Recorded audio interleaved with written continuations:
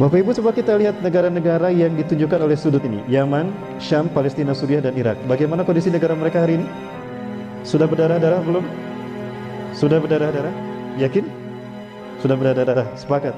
Kalau ini mengarah ke Yaman dan sudah berdarah-darah, kalau ini mengarah ke Suriah dan sudah berdarah-darah, kalau ini mengarah ke Irak dan sudah berdarah-darah, lalu dukun Hajar Aswad yang ada darahnya tadi mengarah kemana? Mengarah kemana Bapak Ibu? Boleh kita lihat sama-sama ya? Ke Wamena? Kayaknya memang sudah berdarah-darah. Jadi kemana kan? Indonesia.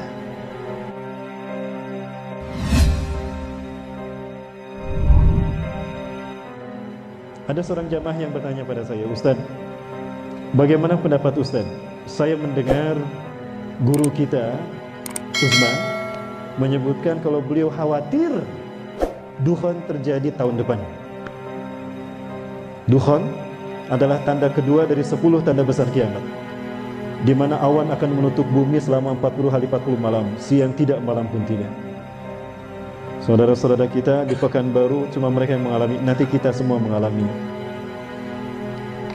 Nah, beliau melihat pertama ada hadis Rasulullah SAW terkait dengan apabila pertengahan Ramadan jatuh di hari Jumat. Kalau kita lihat tahun Hijriah ini yang sekarang 1441 Hijriah, ini kalender Ramadan 1441 Hijriah. Tanggal 1 Ramadan jatuh pada hari Jumat, yaitu tanggal 24 April.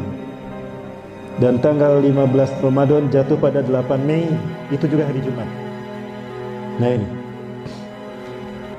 ada memang hadisnya dari riwayat Imam Syekh Nu'aim bin Hamad, namun orang-orang memandang hadisnya lemah.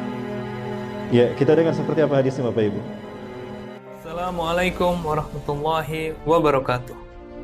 Ramadan di tahun ini kita akan mendapati tanggal 15 Ramadan jatuh pada malam Jumat. Mari kita renungkan hadis berikut ini. Rasulullah Shallallahu Alaihi Wasallam bersabda, apabila telah terdengar suara yang dahsyat di bulan Ramadan, maka akan terjadi huru-hara di bulan Syawal. Semua suku akan saling berselisih di bulan Dzulqa'dah, dan akan terjadi pertumpahan darah di bulan Dzulhijjah dan bulan Muharram, dan manusia akan banyak yang terbunuh.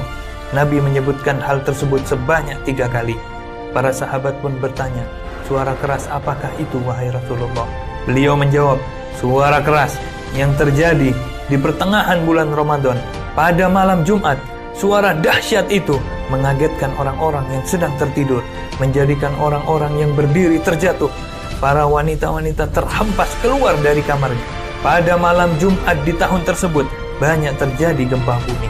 Jika kalian telah melaksanakan sholat subuh di hari Jumat pada pertengahan bulan Ramadan tersebut, masuklah kalian ke dalam rumah-rumah kalian, tutuplah pintu-pintunya, tutuplah lubang-lubangnya, lindungi diri kalian dengan selimut, tutuplah telinga kalian.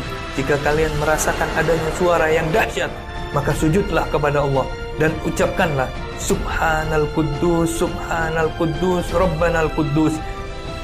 Barang siapa yang melakukannya, niscaya akan selamat, dan yang tidak melakukannya, niscaya akan binasa. Hadis ini diriwayatkan oleh Nu'aim bin Hamad di dalam kitabnya Al-Fitan. Kapankah hal ini akan terjadi? Apakah malam Jumat tanggal 15 Ramadan esok? Wallahu a'lam bissawab. Hanya Allah lah yang maha mengetahui. Ini yang pertama Bapak Ibu sekalian. Memang hadisnya dhaif. Nu'aim bin Hamad ini dipandang lemah oleh para ahli hadis. Lemah dari sisi pribadi beliau. Namun kalau kita lihat di dalam Sahih Bukhari, ternyata pernah ditemukan oleh Dr. Muhammad Amin Muhammad Jamaluddin dari Timur Tengah, bahwa Imam Bukhari mengambil sanad dalur periwayatan dari Nu'aim bin Hamad. Dari Nu'aim bin Hamad diambil oleh beliau, ditempatkan di kitab Sahihnya. Artinya di mata Imam Bukhari dan paling atas tingkatan validitas hadisnya, doktil hadisnya, itu mengatakan beliau tidak begitu lemah. Artinya ada kemungkinan sahih dari segi pribadi, dari segi sanad. Kedua, apabila hadis dhaif terjadi dalam kehidupan nyata, maka berubah menjadi sahih lidatih. Dan saya khawatir ini terjadi memang tahun depan.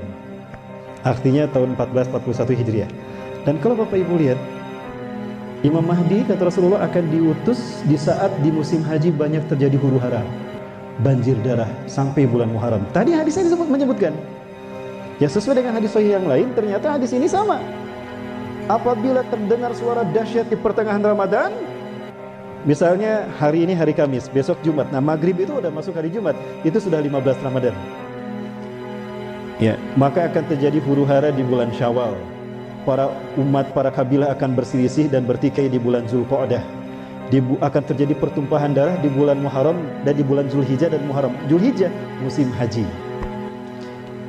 Imam Mahdi akan diutus setelah terjadi banjir darah di Mekah, di sekitar Masjidil Haram dan Ka'bah. Akan terjadi banjir darah. Kenapa? Karena ada 3 putra mahkota yang berkelahi, berperang, berebut kekuasaan setelah meninggalnya seorang raja. Apakah tahun depan Raja Salman akan meninggal jika Imam Mahdi akan diutus tahun depan? Wallahu a'lam bishawab. Bapak Ibu, kita mendengar pengawal pribadi Raja Salman meninggal karena ditembak. Itu oleh temannya, katanya cekcok. Itu kamuflase menurut saya. Berita yang terbaru dan terakhir yang saya dapatkan, itu meninggal karena menghalangi Raja Salman dari upaya pembunuhan.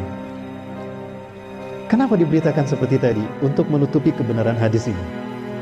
Kalau Raja Salman adalah raja terakhir dari Raja Arab yang apabila meninggal, akan ada 3 putra mahkota yang berselisih. Itu kata Rasulullah SAW. Yaktatilu salatun inda kanzikum. Akan ada 3 orang laki-laki berperang di sekitar kanzun kalian, Ka'bah kalian. Artinya Ka'bah nanti akan berdarah-darah, Masjidil Haram akan berdarah-darah. Kulum ibnu khalifatin, 3-3-nya putra mahkota, anak raja. Sama la yasiru ila wahidin minhum, tapi tidak satu pun dari mereka yang berhasil menjadi raja. Kenapa? Karena yang jadi raja adalah Imam Mahdi. Imam Mahdi, kata Rasulullah, diutus di usia 40 tahun.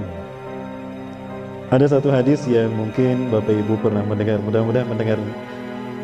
Bukan hadis ini kejadian nyata. Kejadian nyata dari Ustaz Zulkifli Muhammad Ali. Boleh saya perdengarkan?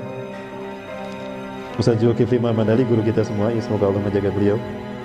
Allahu yahfazuh. Beliau pernah menyampaikan kepada kita apa yang beliau alami. 2015 Ustaz Zulkifli Muhammad Ali menyampaikan kepada kita kalau beliau mendapatkan WA dari seseorang di Madinah. WA ini berisi pernyataan, Ustaz, saya Fulan bin Fulan, saya tinggal di Madinah sudah 20 tahun. Saya belajar ilmu hadis di Madinah. Kemudian saya berteman dengan seseorang yang ciri-cirinya persis seperti disebutkan Ustaz tentang Imam Mahdi, baik ciri-ciri fisik ataupun ciri-ciri akhlaknya. Semuanya Ustaz ada pada orang ini. Mulai dari alisnya yang indah, lurus, mulai dari warna kulitnya yang hitam, orang Arab, mulai dari tubuhnya tubuh orang Israel, mulai dari hidungnya yang mancung, aknal anfu, mulai dari bariqas sanaya, mulai dari giginya depannya yang jarang, sampai ada tai lalat di pipi kanan, sampai ada tanda kenabian di punduknya, dan kedua pahanya kecil, sampai detail seperti itu. Aku melihatnya Ustaz, 20 tahun aku berteman dengannya, bersahabat dengannya, dan dia keturunan Rasulullah SAW. Ulama-ulama di Madinah melindungi orang ini.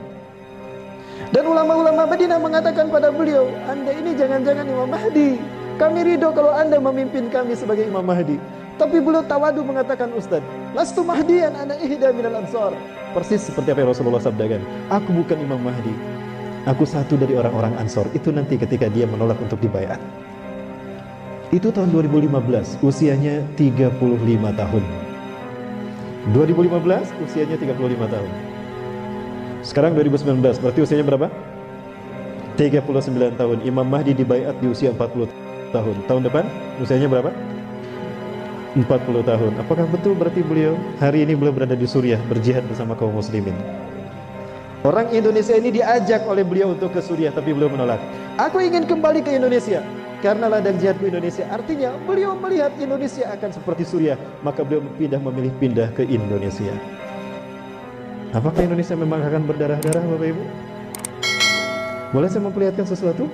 Baik, Bapak Ibu, saya perlihatkan sesuatu yang mudah-mudahan ini menjadi cambuk bagi kita untuk kita bersungguh-sungguh untuk kembali bertobat kepada Allah SWT. Amin. Baik Bapak Ibu, ini seorang mahasiswa mengajukan pertanyaan kepada saya dengan mengirimkan ini. Bapak Ibu, kita lihat ini. Ini ada darah berceceran, dan ini di Ka'bah, samping Ka'bah.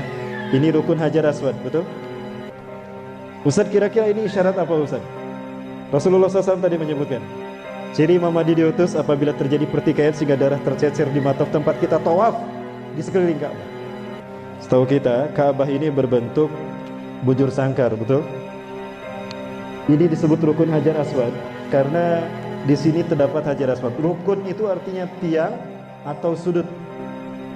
Disebut rukun Hajar Aswad karena ada Hajar Aswad di sini. Ini disebut rukun Yamani. Disebut rukun Yamani karena sudutnya mengarah ke Yaman. Yang ini disebut rukun Syami karena mengarah ke Syam, ke Palestina, ke Suriah. Yang ini rukun Iraki karena mengarah ke Irak. Bapak Ibu, coba kita lihat negara-negara yang ditunjukkan oleh sudut ini. Yaman, Syam, Palestina, Suriah, dan Irak. Bagaimana kondisi negara mereka hari ini?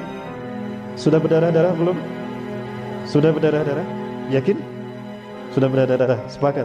Kalau ini mengarah ke Yaman dan sudah berdarah-darah, kalau ini mengarah ke Suriah dan sudah berdarah-darah, kalau ini mengarah ke Irak dan sudah berdarah-darah, lalu rukun Hajar Aswad yang ada darahnya tadi mengarah kemana? Mengarah kemana Bapak Ibu? Boleh kita lihat sama-sama ya? Ke Wamena? Kayaknya memang sudah berdarah-darah. Jadi kemana kan? Indonesia. Indonesia. Bapak Ibu, tidak terbayang negara kita akan menjadi tempat terjadinya perang dunia ketiga. Lupakah kita kalau Rasulullah pernah bersabda, la ta'tina sa'atu hatta tuqatilu qauman sigorul a'yun juluduhum ahmar zumfal unuf wa wujuhum kal majanil mutraqah. Kiamat tidak akan menimpa kita, melainkan kalian akan berperang sehingga kalian berperang dengan satu bangsa. Sipit mata mereka, merah kulit mereka, pesek hidung mereka, dan lebar wajah mereka. Bangsa mana Bapak Ibu? Bangsa mana? Sudah datang belum ke negara kita? Berarti memang kita akan berdarah-darah. Rasulullah mengatakan tidak akan terjadi kiamat sehingga kalian berperang. Artinya memang kita harus berperang dengan mereka. Dan nampaknya itu yang akan terjadi. Bapak Ibu yang dirahmati Allah, jangan terlena hati-hati dengan kesibukan dunia sehingga kita lupa pada fakta yang disebutkan Rasulullah SAW. Ini nubuah. Rasulullah tidak pernah berdusta. Pernah Rasulullah berdusta?